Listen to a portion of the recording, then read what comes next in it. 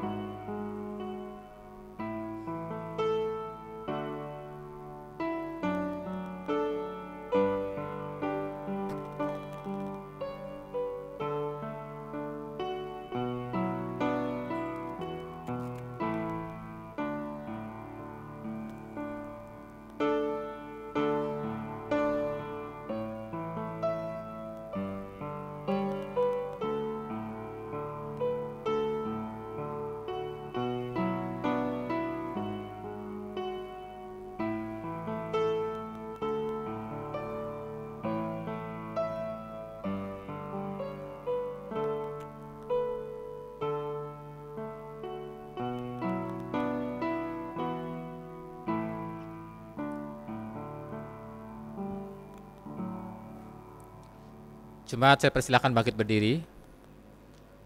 Pilihlah pada hari ini kepada siapa kamu akan beribadah. Aku dan seisi rumahku, kami akan beribadah kepada Tuhan. Anak-anak cucu akan beribadah kepadanya dan akan menceritakan tentang Tuhan kepada angkatan yang akan datang.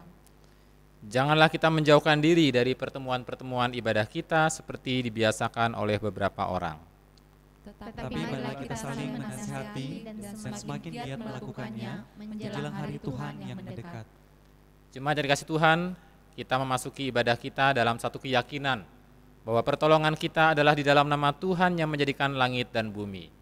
Salam, kasih karunia menyertai kamu dan damai sejahtera dari Allah Bapa kita dan dari Tuhan Yesus Kristus.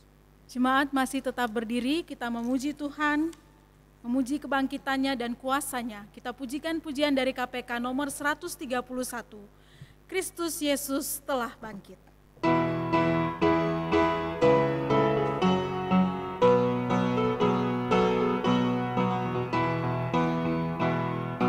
Kristus Yesus telah bangkit. Haleluya. Kalahkan kuasa maut. Haleluya. Ya rela disalibkan. Haleluya. Ya menderita bagiku. Haleluya. Datang memujilah Dia. Haleluya. Kristuslah Raja mulia. Haleluya. Ya telah disalibkan. Haleluya. Ya menyelamatkanku. Haleluya. Mari kita berdoa.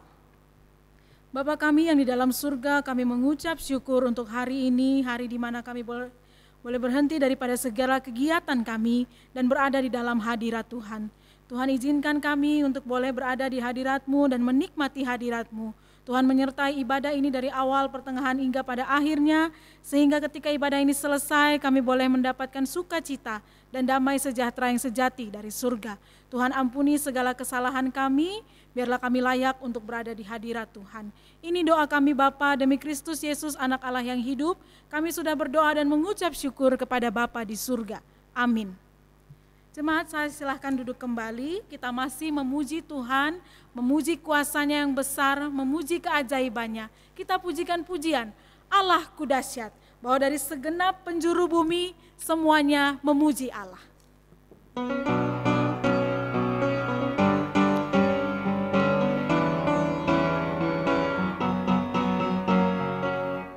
Dari utara ke selatan terdengar pujian bagi Allah. Dari barat sampai ke timur dari pulau-pulau, lembah-lembah, gunung-gunung yang tinggi. Kemuliaannya disaksikan, kebesarannya diceritakan. Yesus, Yesus, nama Yesus, nama Yesus disanjung tinggi. Dari pulau-pulau, lembah-lembah, gunung-gunung yang tinggi. Allahku dahsyat berkuasa, seluruh bumi sujud menyembah.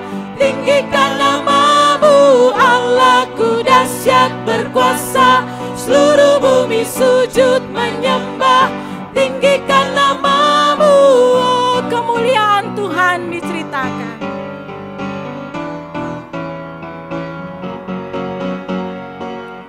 Kemuliaannya disaksikan, kebesarannya diceritakan. Yesus, Yesus, nama Yesus, nama Yesus disanjung tinggi. Dari pulau-pulau, lembah-lembah, gunung-gunung yang tinggi. Allahku dahsyat, Allahku dahsyat berkuasa, seluruh bumi sujud menyembah. Tinggikan namamu, Allahku dahsyat berkuasa, seluruh bumi sujud menyembah. Tinggikan namamu, Allahku dahsyat berkuasa, seluruh bumi sujud menyembah. Tinggikan namamu, Allahku dahsyat berkuasa, seluruh bumi sujud menyembah. Tinggikan namamu, oh, tinggikan namamu, oh, tinggikan namamu, Allahku dahsyat. Puji Tuhan, Allah kita dahsyat, karena itulah kita meninggikan namanya. Kita masih memuji Tuhan, kita menyanyi, Dia Allah, Dia Allah. Kristus bangkit dari mati, Dia Allah. Biarlah segala lutut bertelut, segala lidah mengaku bahwa Kristus Yesus Allah. KPK nomor 135, kita nyanyikan 2 kali berturut-turut.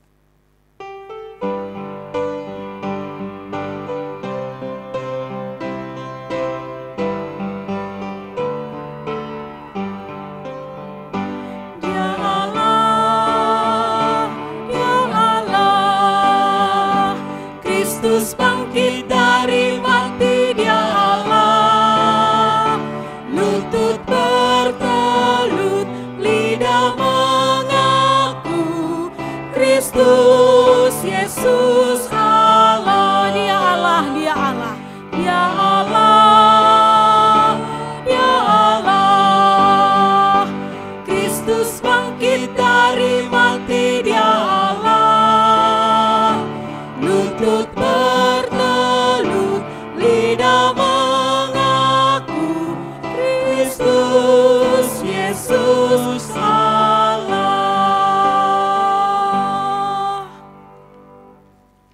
Jemaat, saya jemput kita semua untuk boleh bangkit berdiri kembali. Dalam persekutuan dengan orang percaya di segala tempat, sepanjang segala abad, marilah kita mengaku iman kita, yaitu pengakuan iman rasuli, dengan berkata demikian.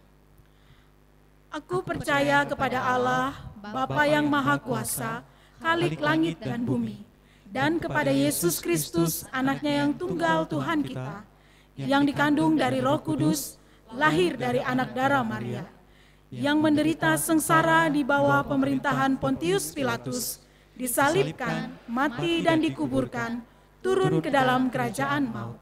Pada hari yang ketiga, bangkit pula dari antara orang mati, naik ke sorga, duduk di sebelah kanan Allah, Bapa yang Maha Kuasa. Dan dari sana Ia akan datang untuk menghakimi orang yang hidup dan yang mati. Aku percaya kepada Roh Kudus, gereja yang kudus dan am, persekutuan orang kudus, pengampunan dosa, kebangkitan tubuh, dan hidup yang kekal. Amin. Jemaat, disilahkan duduk kembali. Sebab kamu telah dibeli dan harganya telah lunas dibayar. Karena itu, muliakanlah Allah dengan tubuhmu. Kita menyambut pemberitaan firman Tuhan. Mari kita pujikan pujian, Kau telah memilihku.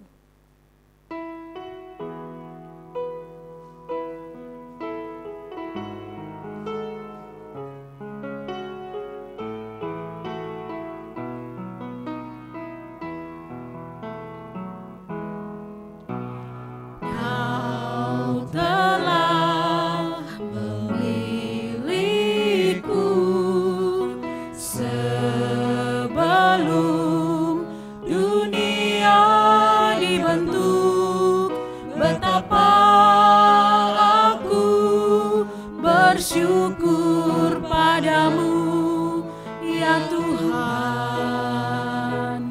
Allahku. Kau telah memanggilku sebagai alat kerajaanmu. Betapa bersyukur padamu karena perbuatanmu. Jadikan aku bait suci-Mu yang kudus dan yang tiada bercela. Jadikan mesbah doamu bagi keselamatan bangsaku. Jadikan aku bait suci-Mu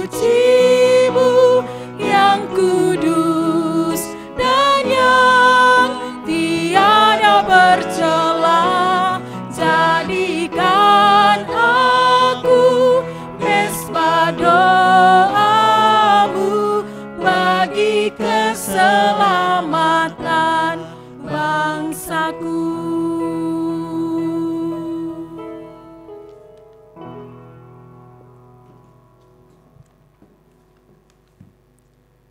Mari bersama-sama sebelum kita merenungkan firman Tuhan, kita berdoa terlebih dahulu.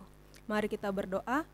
Bapa kami dalam kerajaan sorga, kami sungguh bersyukur untuk kebaikan Tuhan, kasih karunia Tuhan dalam kehidupan kami yang terus Engkau limpahkan untuk kami sampai dengan saat ini. Ya Tuhan, kami akan belajar firman Tuhan. Tuhan tolong kami, biarlah Roh Kudus membukakan pikiran kami sehingga kami boleh mengerti apa yang disampaikan oleh firman Tuhan hari ini dan kami boleh melakukannya di dalam kehidupan kami hari lepas hari.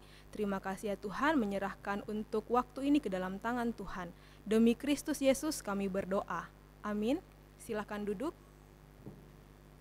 Salam sejahtera bagi kita semua yang sedang menyaksikan kebaktian ini secara online. Puji Tuhan, kita masih diberkati oleh Tuhan sampai dengan saat ini.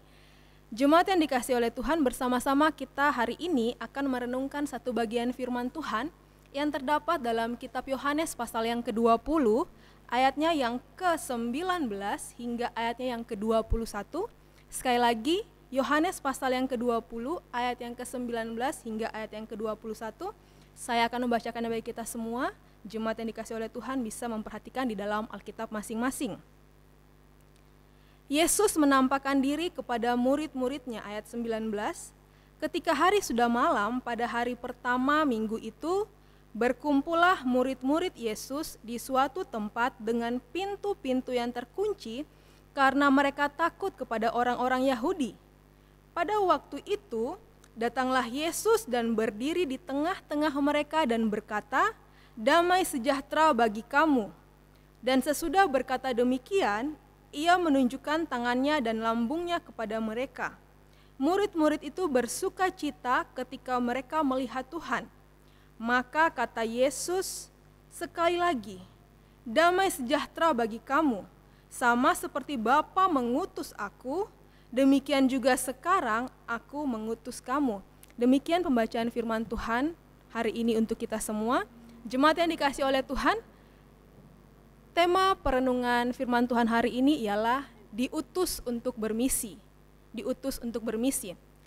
Jikalau 2 minggu berturut-turut kita belajar firman Tuhan terkait dengan kebangkitannya, nats Alkitab kita hari ini berbicara tentang segmen terakhir di hari pertama minggu kebangkitannya itu. Ya. Inilah hari di mana Tuhan Yesus bangkit. Tuhan Yesus bangkit bukan 3 hari setelah dia mati, melainkan di hari ketiga sesudah dia mati. Hitungan hari ketiga tersebut bukan berdasarkan hitungan tarik Masehi yang kita ikuti sekarang ini, di mana hitungan hari dimulai dari pukul 12 malam. Orang Yahudi memulai hari dari pukul 6 sore. Tuhan Yesus bangkit dengan tidak ada yang mengetahui waktu tepatnya, sebab prajurit yang menjaga kuburnya dihukum semuanya, karena secara hukum Romawi mereka telah melakukan pelanggaran berat yang mengakibatkan narapidana mati hilang. Jemaat yang dikasihi oleh Tuhan, pada hari Paskah malam, dalam teks yang kita baca ini, para murid berkumpul di suatu ruangan di Yerusalem ayat 19. Meskipun Yohanes telah percaya, ayat 8 dikatakan, maka masuklah juga murid yang lain, Yohanes, yang lebih dahulu sampai di kubur itu dan ia melihatnya dan percaya, dan Maria pun bersaksi tentang pertemuannya dengan Yesus yang bangkit, ayat 18. Keyakinan para murid mengenai kenyataan kebangkitan itu masih berbeda-beda. Dan sebab itu juga kita melihat bahwa dikatakan pintu-pintu dikunci dan mereka takut bahwa mereka juga akan ditahan oleh penguasa Yahudi, ayat 19 ya. Mereka takut kalau mereka juga ditangkap sebab mereka merupakan pengikut Yesus. Jemaat yang dikasihi oleh Tuhan, sejak tidak adanya mayat Tuhan Yesus di minggu pagi itu, seluruh Yerusalem menjadi heboh ya. Orang Yahudi dan orang Romawi menjadi ketakutan. Mengapa?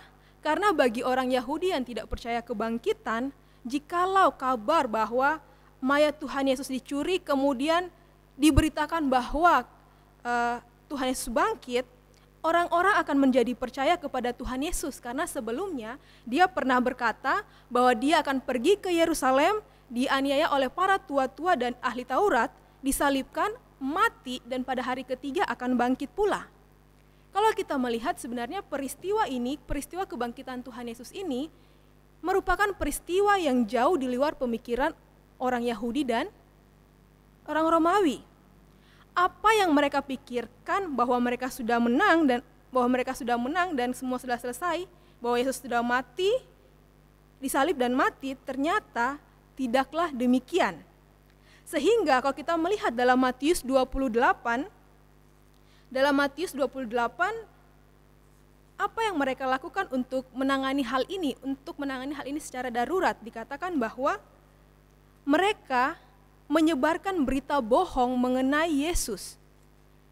Matius 28 dikatakan ayat 11-15, dusta mahkamah agama, mereka menyebarkan berita bohong mengenai Yesus. Mengenai bahwa mayat Yesus itu bukan bangkit, melainkan dicuri murid-muridnya sendiri. Supaya apa? Supaya orang-orang tidak percaya akan kebangkitannya. Jemaat yang dikasihi oleh Tuhan, saat ini kita mungkin didera ketakutan. Didera ketakutan akan COVID, akan bencana alam, atau musibah-musibah yang lainnya. Ya, baru saja kita dengar ya, seminggu yang lalu gempa terjadi di Malang, bersusulan hari Sabtu bahkan hari Minggu pagi. Mungkin hal-hal ini membuat kita was-was, membuat kita gentar. Tetapi takut itu adalah sesuatu umum yang terjadi di mana-mana dan siapa saja bisa mengalami hal itu. Sejak manusia jatuh dalam dosa, mereka pun takut dan bersembunyi. Tetapi bagi kita yang sudah percaya dan ada Kristus di dalam kita menggunakan situasi itu, ketakutan itu harusnya untuk bisa memberitakan Injil. Karena kehadiran Kristus dalam setiap orang yang percaya kepadanya pasti membawa damai dan melenyapkan ketakutan. Jemaat yang dikasihi oleh Tuhan, Dalam teks kita dikatakan ketika mereka berkumpul dengan pintu-pintu terkunci rapat, ketika mereka berkumpul dengan kecemasan dan ketakutan, dikatakan bahwa Yesus muncul di tengah-tengah mereka. Dengan keadaan pintu-pintu yang dikunci, dan saya yakin ketika mereka berkumpul pasti mereka tidak membuat suatu kegaduhan yang menarik perhatian. Apa sebabnya? Sekali lagi mereka takut ditangkap karena menjadi pengikut Kristus. Yang mau kita lihat di sini adalah luar biasa Yesus melampaui ruang dan waktu. Ketika Yesus muncul di tengah-tengah persekutuan itu, atau ketika Yesus muncul di tengah-tengah para murid, ia menenangkan mereka dengan kata sapaan yang akrab. Ya. Apa yang dikatakan? Damai sejahtera bagi kamu, atau shalom. Shalom, kata sapaan Ibrani yang terkenal. Shalom atau damai sejahtera adalah kata yang sangat kaya makna dan bukan berarti sekedar ketiadaan ketegangan seperti pengertian kata damai sekarang ini. Dalam konteks PL atau dalam konteks perjanjian lama, shalom pada dasarnya berarti kesejahteraan dalam arti yang paling lengkap. Kata ini mencakup segala berkat kerajaan Allah. Shalom adalah kehidupan terbaik di bawah tangan Allah yang penuh anugerah. Itulah sebabnya pemakaian kata sapaan ini oleh Yesus ketika dia muncul di tengah-tengah persekutuan para murid dengan pintu terkunci. Pemakaian kata sapaan ini pada Paskah malam pertama merupakan pencurahan shalom pertama yang benar-benar otentik, ya, yang benar-benar sah asli sepanjang sejarah dunia. Ia mewujudkan kedatangan kerajaan Allah melalui kematian dan kebangkitannya. Maka sekarang shalom itu, maka sekarang damai sejahtera itu menjadi berkat yang dapat diwujudkan. Shalomnya pada Paskah malam itu adalah pelengkap sudah selesainya di kayu salib, ya. Karena hidup baru yang dari Allah mulai dicurahkan atau terjadi saat kebangkitannya, saat kemenangan Kristus. Jemaat yang dikasihi oleh Tuhan, kata damai di dunia ini sudah kacau artinya. Orang seringkali merasa tidak damai karena adanya kondisi tertentu. Berarti damai atau tidaknya tergantung pada kondisi yang ada. Hal ini bukanlah damai. Tindakan seseorang atau tidak bertindaknya seseorang menentukan damai kita. Hal ini berarti damai sejahtera kita tergantung apakah seseorang itu menyenangkan kita atau tidak. Dengan kata lain, damai sejahtera adalah akibat dari keegoisan kita. Inilah damai yang bersifat dosa. Pendeta Stephen Tong pernah berkata, maling kalau ketemu polisi selalu tidak damai. Takut pastinya. Tapi kalau maling ketemu maling pasti damai. Benar ya? Kita pun sepertinya saya kalau mengondisikan hal ini pun benar. Kalau saya bersama-sama, misalnya saya sedang mengalami satu musibah. Anggaplah saya mengalami musibah banjir gitu ya. Ketemu dengan sesama pengungsi yang mengalami banjir, saya merasa damai. Aneh, tapi nyata. Inilah damai sejahtera versi orang berdosa. Ketika manusia masuk ke dalam damai sejahtera versi ini, manusia akan menjadi rusak. Tetapi yang benar adalah damai sejahtera yang Kristus berikan meniadakan semua ketakutan. Damai sejati itu tidak bergantung pada sikap maupun kondisi, karena apa? Damai sudah berakar di dalam damai itu sendiri. Jemaat yang dikasihi oleh Tuhan, selanjutnya kalau kita melihat Yesus menentramkan hati para muridnya bahwa yang sedang mereka hadapi ini adalah Dia sendiri, bukan hantu atau makhluk gaib. Ya, bukan hantu atau makhluk gaib. Dengan cara apa? Dia menunjukkan tangan dan lambungnya, ayat 20. Dan sesudah berkata demikian, ia menunjukkan tangannya dan lambungnya kepada muridnya.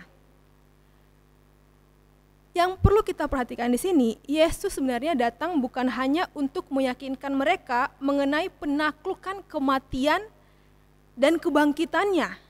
Ia juga datang untuk mengajar dan mempersiapkan mereka untuk apa yang masih menunggu di depan mereka. Misi yang diajarkannya di ruangan atas saat perjamuan terakhir sekarang telah sangat dekat dan ia mengkhususkan mereka untuk hal itu. Sama seperti Bapa mengutus aku, demikian juga sekarang aku mengutus kamu. Ayat 21. Inilah perintah agung dalam Injil Yohanes yang menggemakan kata-kata yang diucapkan dalam doanya sebelum kesengsaraannya. Yohanes 17 ayat 18. Saya bacakan untuk kita semua.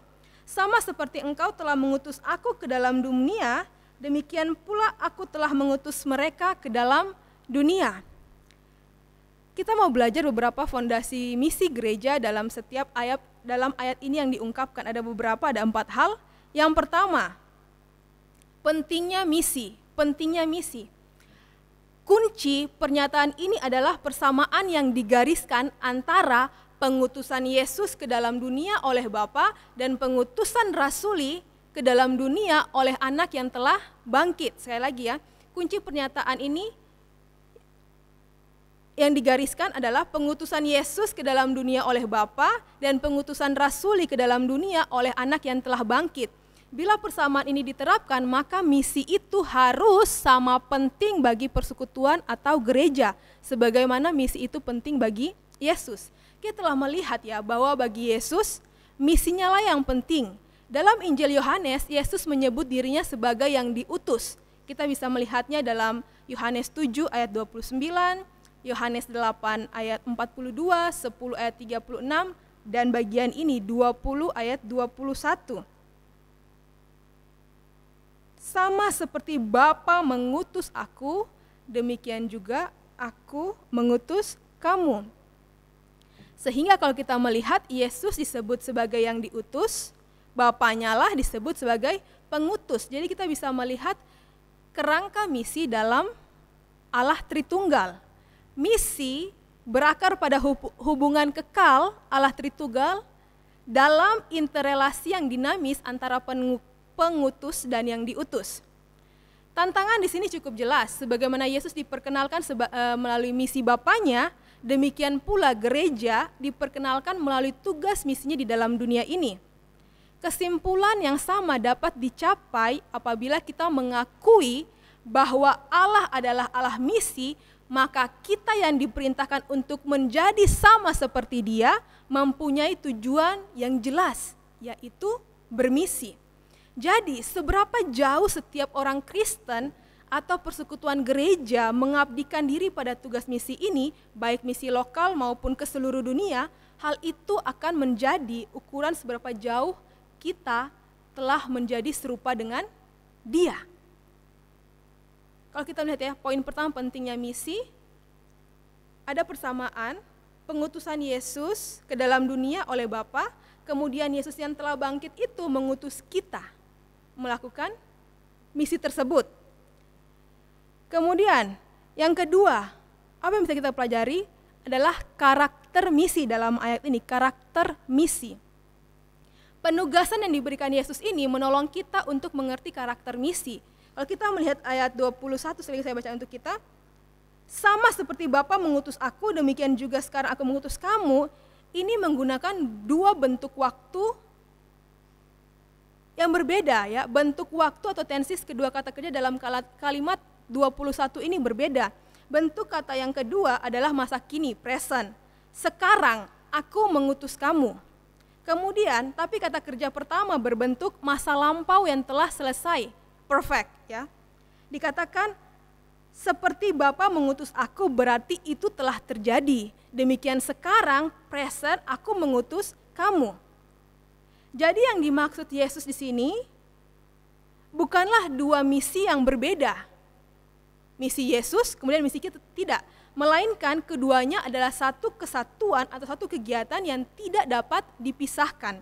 Para rasul ditugaskan untuk meneruskan pekerjaan Kristus, bukan untuk memulai pekerjaan yang baru. Jemaat yang dikasih oleh Tuhan, pengertian mengenai tugas misioner ini membawa pada implikasi menyangkut soal kuasa atau otoritas pelayanan kita. Karena misi Yesus berlanjut melalui kita, maka kita ambil bagian dalam otoritas atau kuasa ilahinya. Mari kita perhatikan bentuk klasik perintah agung itu yang terdapat dalam Matius 28 ayat 19 sampai ayat 18 sampai 20. Saya bacakan untuk kita semua. Yesus mendekati mereka dan berkata, "Kepadaku telah diberikan segala kuasa di sorga dan di bumi. Karena itu pergilah, jadikanlah semua bangsa muridku dan baptislah mereka dalam nama Bapa dan Anak dan Roh Kudus. Dan ajarlah mereka melakukan segala yang telah kuperintahkan kepadamu, dan ketahuilah aku menyertai kamu senantiasa sampai kepada akhir zaman." Kehadiran Tuhan yang dipermuliakan merupakan kuasa atau otorisasi misi kita. Inilah arti kata rasul, seorang yang diutus dan disertai Yesus. Dalam arti ini, Bapak Ibu yang dikasih oleh Tuhan, gereja dalam setiap abad adalah persekutuan rasuli, dan setiap saksi Kristen, termasuk kita, yang diutus dan diberi wewenang oleh Kristus yang bangkit dan memerintah, termasuk dalam kelompok rasuli Tuhan. Satu aspek lain dari karakter misi adalah harga misi. Tuhan kita yang telah bangkit dan yang mengutus kita dikenal bukan dari kemuliaan rajaninya, atau dari kemegahannya, atau dari hebatnya dia, melainkan dari tanda-tanda luka salib dan kesengsaraannya. Tuhan telah lebih dulu mengalami sengsara dan setia. Ketika para murid mendengar hal ini, pasti mereka mengalami efek yang paling menenangkan ketika diutus ke dalam dunia oleh Tuhan yang demikian, yang sudah mengalami hal tersebut. Seperti Bapa mengutus aku, bagi Yesus ini berarti pengorbanan diri yang sangat mahal hingga ke Golgota. Jadi pada prinsipnya apa yang diminta dari kita tidak berbeda. Siapa saja yang melayani aku, ia harus mengikut aku. Yohanes 12 ayat 26 dan Matius 16 ayat 24 dikatakan demikian, setiap orang yang mau mengikuti aku, ia harus menyangkal dirinya, memikul salibnya dan mengikut aku. Kalau kita melihat kisah-kisah di luar sana bagaimana misionaris martir di tanah yang mereka datangi untuk memberitakan Injil. Salah satunya Munson dan Liman. Mungkin nama ini agak sedikit asing di telinga kita. Munson dan Liman adalah misionaris yang mati martir di tanah Batak. Mungkin kalau kita ingat, yang kita ketahui misionaris tanah Batak adalah Nommensen, ya. Tetapi sebelum Nommensen ada pendahulunya, yaitu Munson dan Liman. Banyak orang tidak tahu kisah mereka.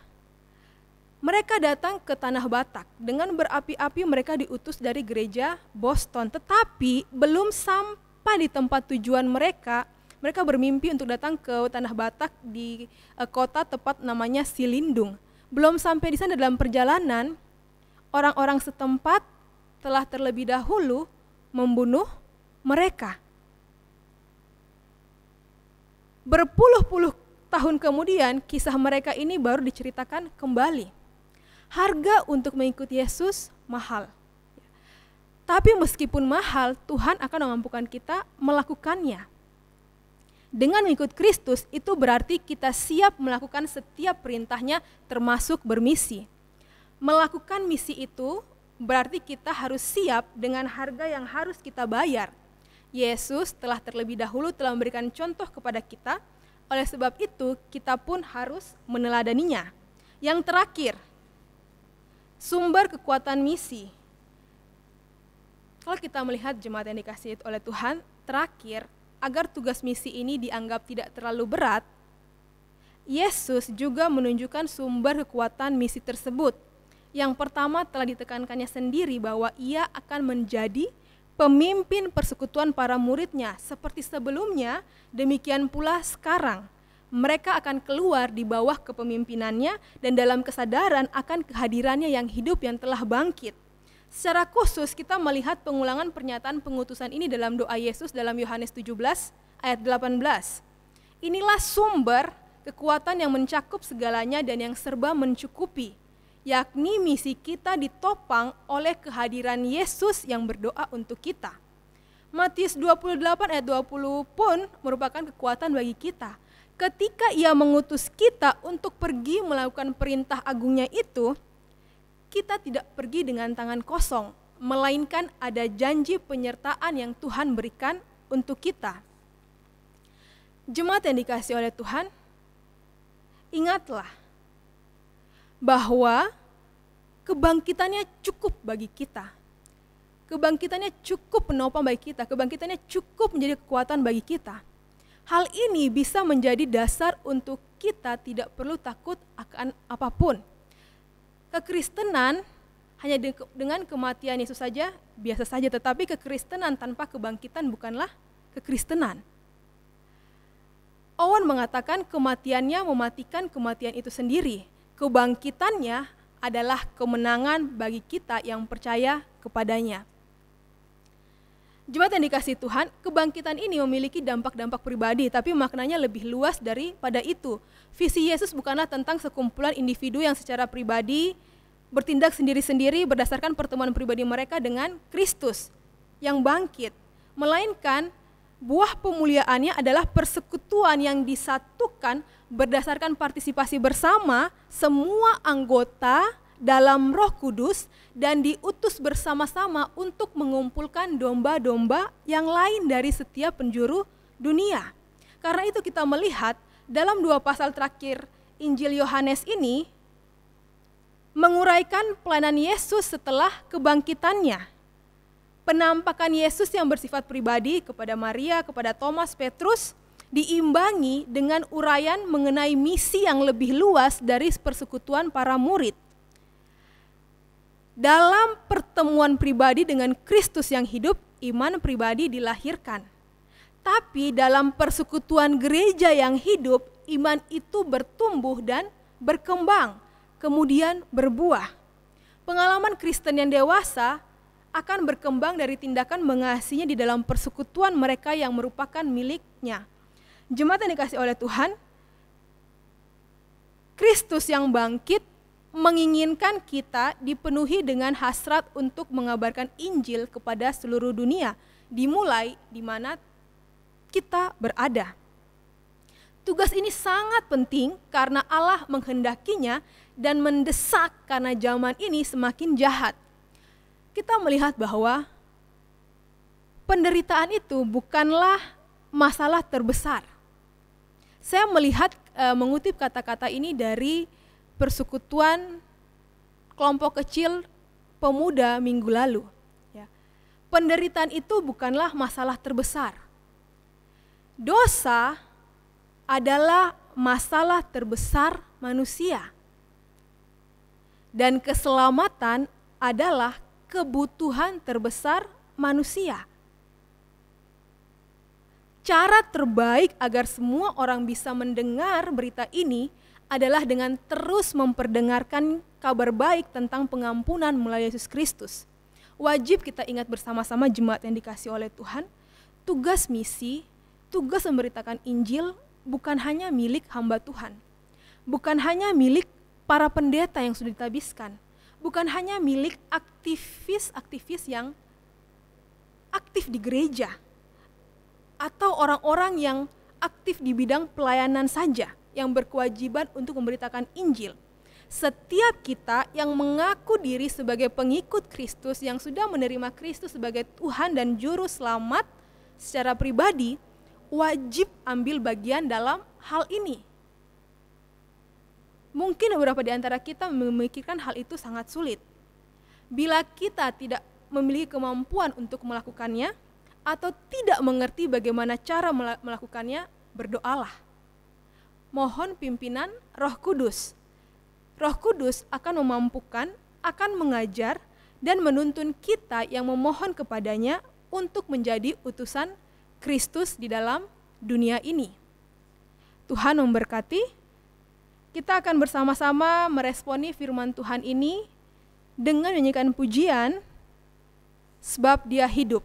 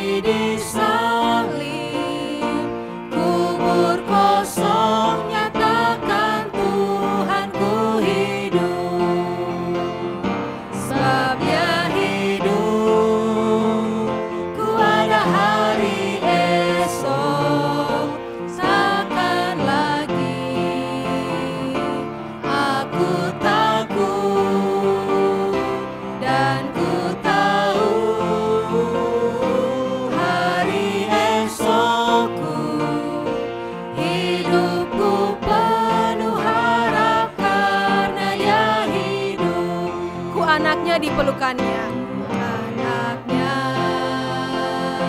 dipelukannya, amat tenang dan senanglah, yakinlah kau dengan imanmu dapat menghadap esok hari yang hidup. Sebab Dia hidup, ku ada hari esok, takkan lagi aku takut, dan ku tahu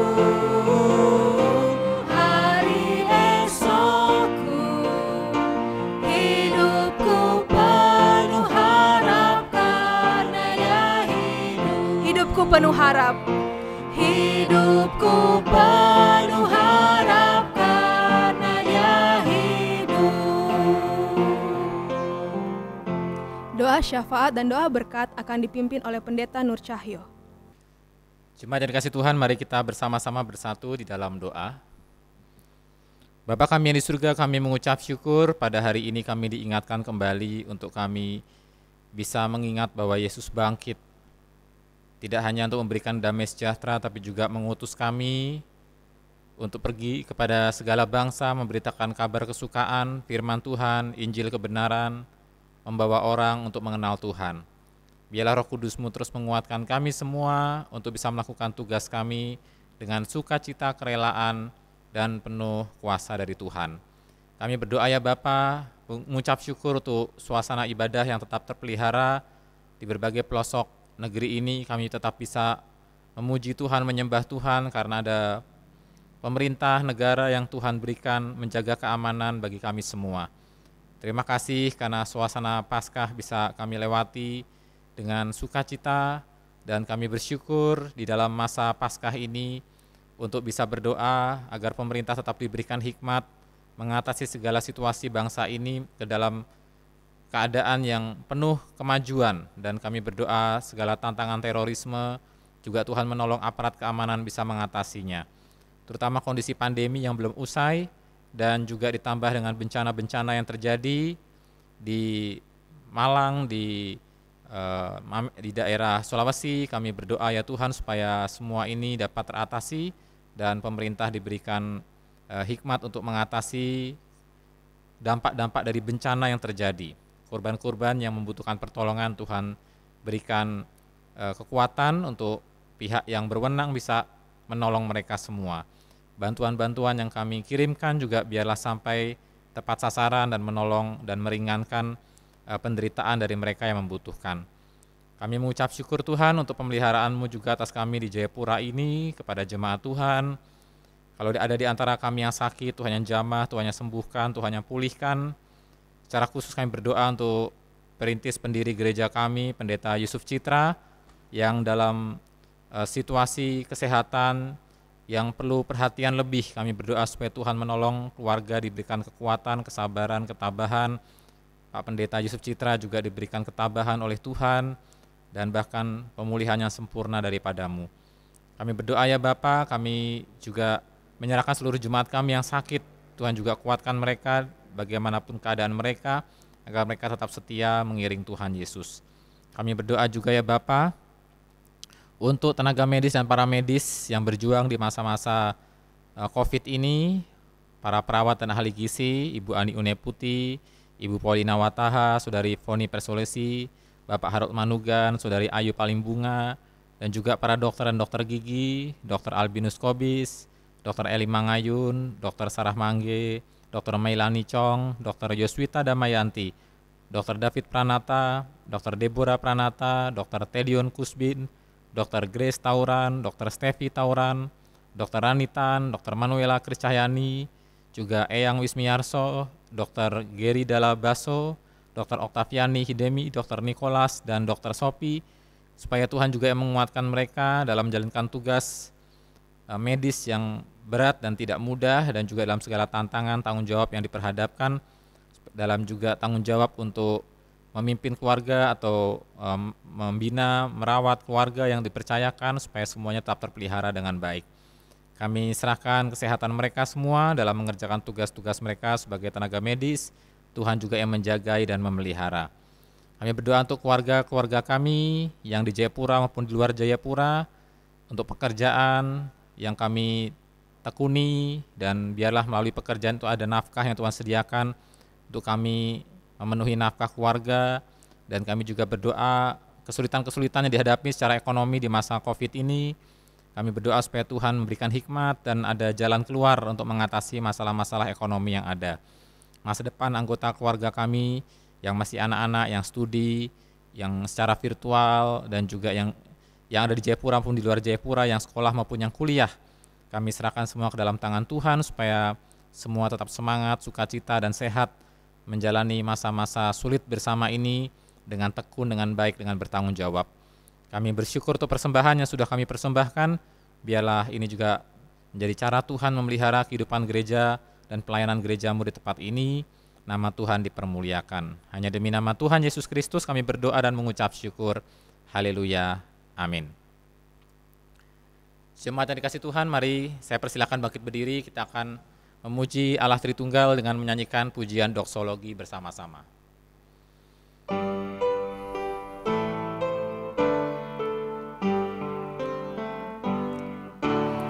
Puji Allah Bapa Putra,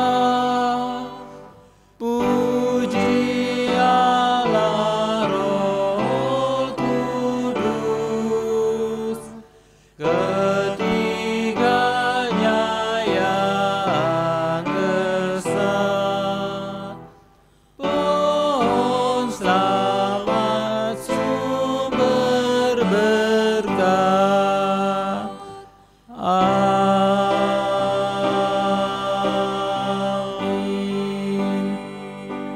Jemaat, mari bersama-sama kita menerima ucapan berkat.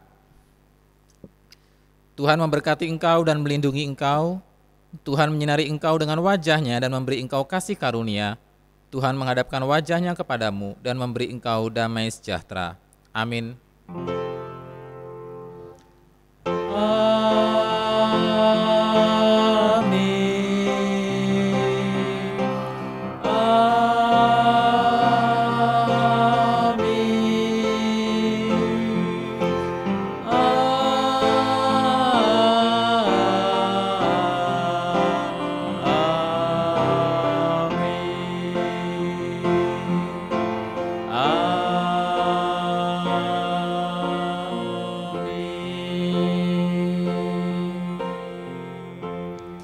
Kebaktian selesai, silakan duduk, kita bersaat teduh.